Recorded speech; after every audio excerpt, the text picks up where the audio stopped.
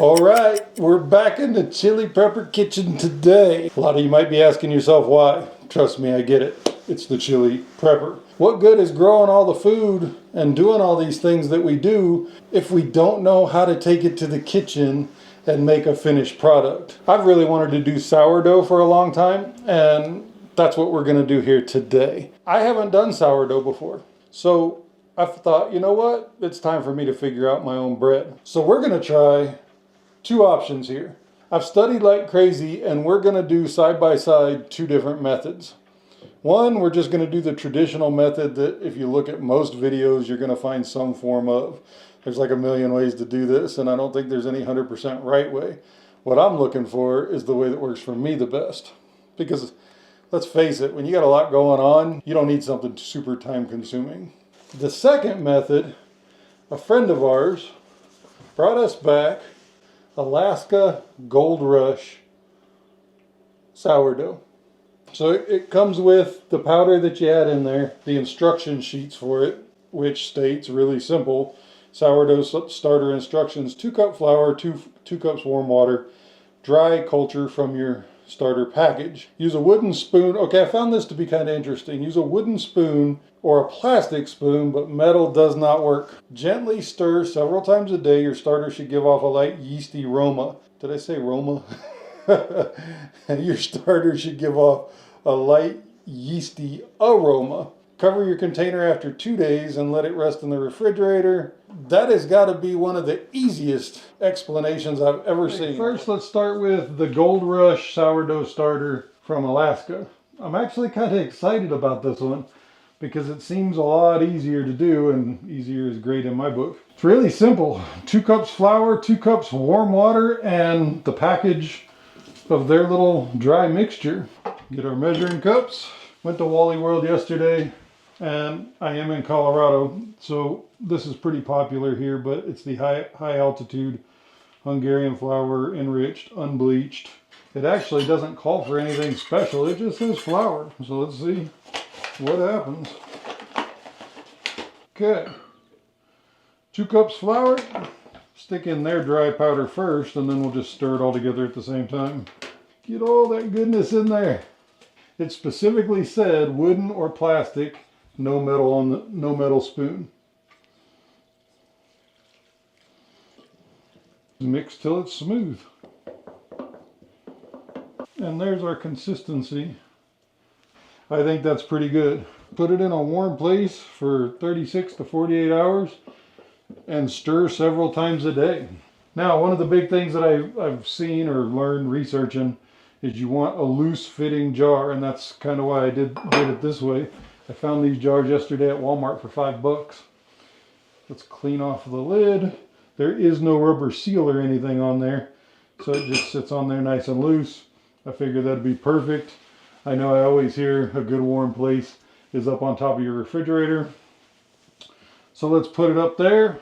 Okay, and because I'm being very transparent here, I told you, I haven't done sourdough starter before, but what I thought would be a cool video was someone who's never done it before, just like if you've never done it before, how's it going to turn out? If you use a more complex method versus buying a packet like what our friend gave us, what are you going to have the best results with? What's going to taste the best?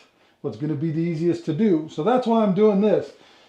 Take the guesswork out of what you do. Now, I overstudy everything, so I have probably watched 100 YouTube videos on sourdough starters just in the last couple days. And this is what I've come to. I'm going with Joshua Wiseman's sourdough starter recipe. Just like in the first one, we're doing the high altitude Hungarian flour, unbleached. And then with his, you use rye, and the only thing I could find in my Walmart was a dark rye. It's organic, stone ground, whole grain. Not a very big bag, but hopefully it'll get us through. You got to have water, non-chlorinated, room temperature, a little bit above room temperature. You're going to have a vessel to put your starter in. Of course, measuring cups. Because we're using a mason jar for this one, you just don't put the ring on. You want to let it be able to burp, I guess is what you call it. But as the gases build up, you want to let them escape. And a food scale. First, whatever jar you're using, you want to weigh it. Don't forget to zero out. They call it tare. Don't forget to zero out the weight. 400 grams. That's a pretty easy measurement to go with. So we start day one. Pretty simple. You're going to do 150 grams of the rye and 100 grams of water. Get our rye open. Lay the regular mason jar lid on top without the ring. You can also take a paper towel, put it over the top, and put a rubber band around there, just like that. Day 2 and day 3, you're going to do the exact same thing. It's actually pretty easy. So I told you, make sure you keep the weight of your jar. This one was 400 grams. The reason I told you that is when we go with this one, we're going to take everything out of the jar except 70 grams. So all we're going to do, you're not going to zero the weight out on the jar anymore. You're going to add your 70 grams. For me, it's 400 grams, but I'll put it up across the top. So for me, we're going to leave 470 grams inside the jar. All we're going to do is scoop it out of there. This one is actually already performing really well. It's very sticky. That's impressive. So we're going to take out quite a bit to get us down to 470. That only took us down to 611. You can, if you have somebody that wants a sourdough starter, you don't have to discard this. You could put 70 grams in another jar, give it the feeding we're about to do, and have a whole nother starter. To give you an idea, that's quite a bit that we just took out of that jar. Now we're going to perform our first feeding. Don't let that intimidate you. All we're going to do is add 50 grams of your white unbleached flour and 50 grams of your rye. So we are at 470, so we're going to take it up to 530 with the rye. So it's about 4.5 really heaping spoons. Then we're going to repeat with our white unbleached flour. A little bit over. We're going to add 115 grams of lukewarm, around 85-degree water.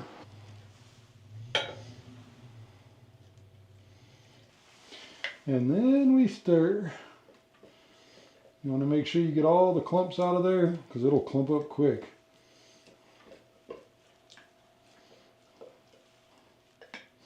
Make sure you get all the dry stuff off the glass. Get it down in there. And it starts to get thick. You got to put some muscle into it. And then what works for me is just getting yourself a spatula that way and just pushing everything down. And then make sure we stir again. Now just to give you an idea, we're nice and thick now. Check all the edges down in the bottom of your jar, on your spoon where you may have hit dry before you started stirring. All that nice sourdough goodness stirred up in there. Now we're going to put just a loose fitting lid on again. If you're using a mason jar, don't use the ring.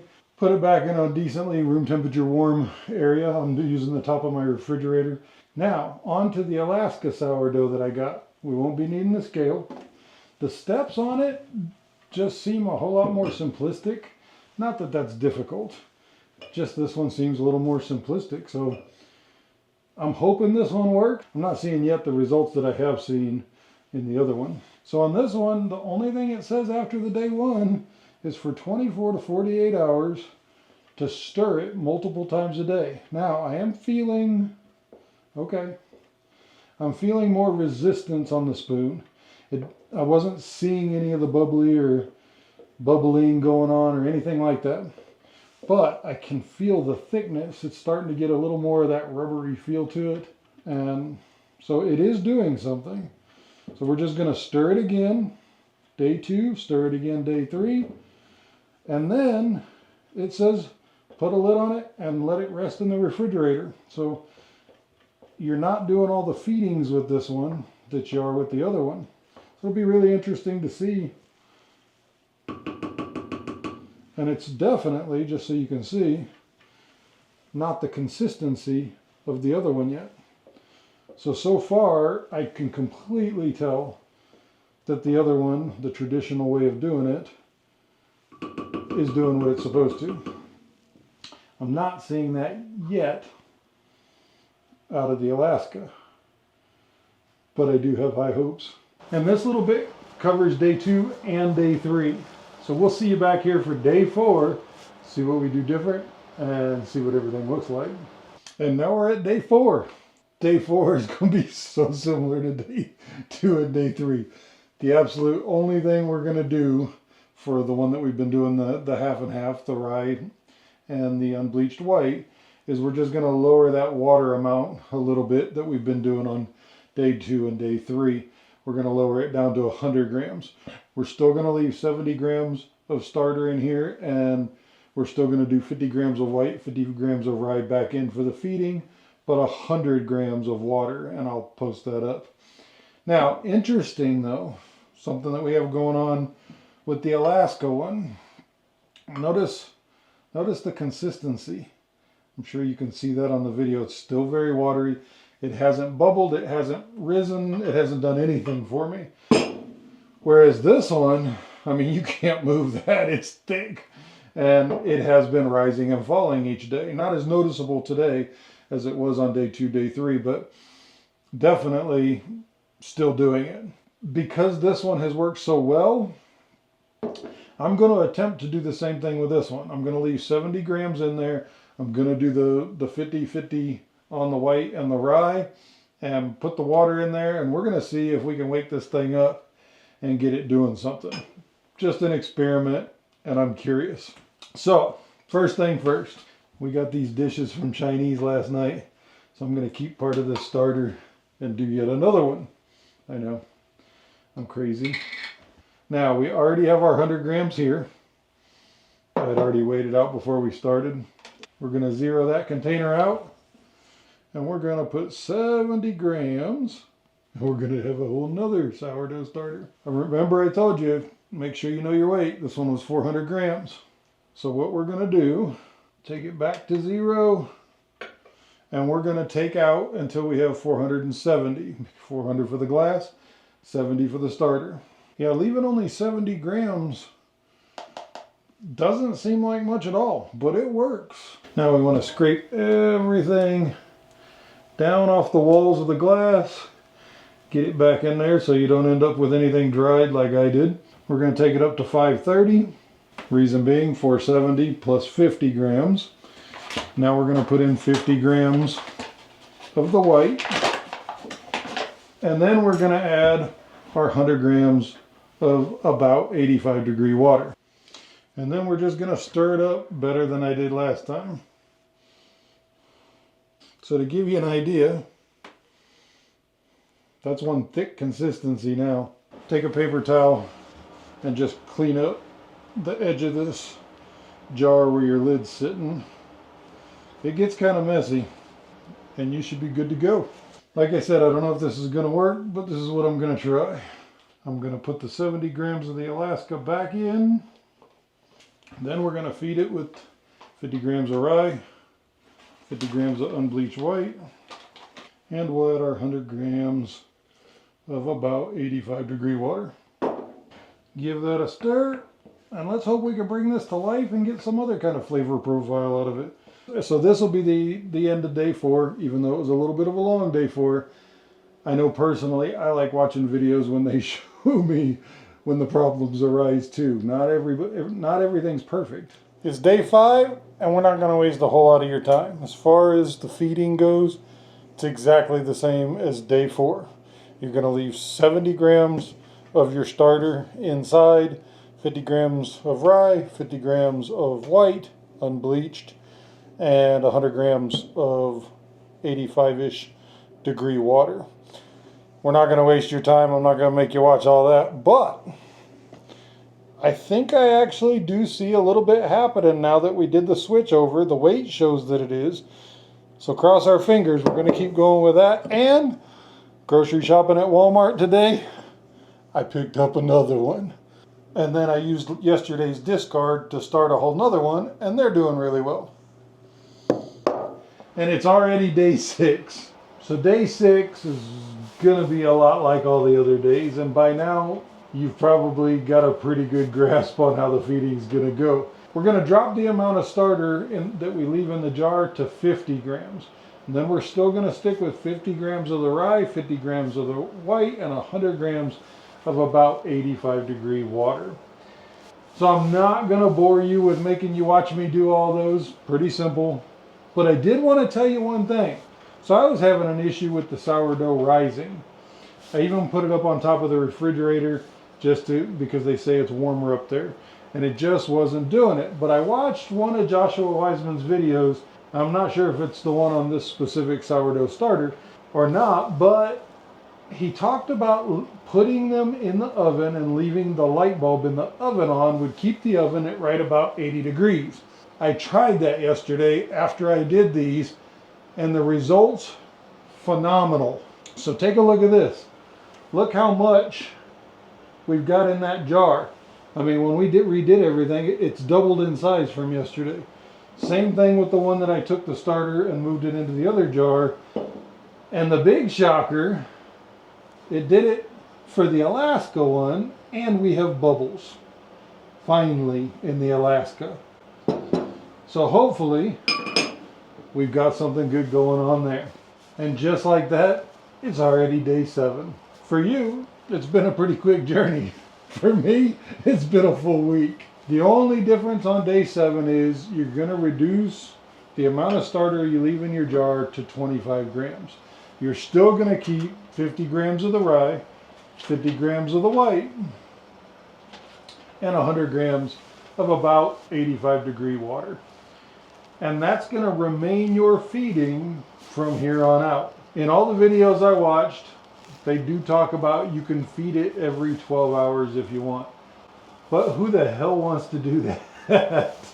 I say every 24 hours is absolutely fine. And if you've only got one sourdough starter, you're only talking probably 5 minutes to do the feeding. I mean, not too hard to just pull out your excess, leave 25 grams in, throw 50 grams, and 100 grams of water. Stir it up. Not too bad. But I do definitely see how you could go through a lot of flour really quick. My next video we're going to put out for this. So my next kitchen video we're going to put out, I'm going to take the sourdough and attempt to make bread. And I've got quite a few other bread recipes. I love making bread. I haven't incorporated it into my videos yet, but I think it's a huge deal when it comes to prepping. Prepping, being prepared, or just downright having something that tastes really good. Homemade bread is awesome. Warm bread, out of the oven, melted butter, amazing. I know you get it. You know, you get the feeding schedule now. As much as I really wanted to, I cannot endorse the Alaska Goldrush sourdough. I don't know what happened. I'm not saying it's bad. Things happen. You could be like me. I try to buy, when I go to buy something, I research and I try to buy the absolute best that I can. Sometimes I get the one that just doesn't work. That does happen. So don't write it off. I might just order some more of these because I do really like the way the instructions are on these. The easier something is, the more I'm going to stick with it. I'm going to show you the things that I do in the kitchen as a prepper and for gardening and how I use my gardening supplies. You can automatically see the bubbling going on through the jar. You can see, most of that is honestly scrape marks from where I scrape everything back down. It doesn't mean that it actually rose up that high. So my takeaway is I'm definitely going to stick with Joshua's method. It just seemed to work for me. We'll see when we make the bread, see how it comes out. Definitely let me know what works for you down in the comments. One big takeaway for me is if you're like I am and keep my central air conditioning at like 67 degrees, I wasn't seeing a whole lot going on with these until I did the tip of put it in the oven with the oven light on. It is absolutely true. It kept it at 80 degrees or above with the light on. I think I saw a definite change in it. It seems like it's working really well. So from here on out, we're going to take it down to 25 grams of starter left, 50 grams, 50 grams, and 100 grams of about 85-degree water. Just keep doing it and trust in the process, and let me know how it works for you. We'll see you right back here when it's time to make bread. And always remember, you don't have to be a prepper to be prepared. Learn new skills. Make sure you have a good stock up of the things you like to eat. Because when they start running to the stores and taking all the good stuff, you don't want to go out in that mess. Let's stay home, enjoy, and watch the craziness on the news.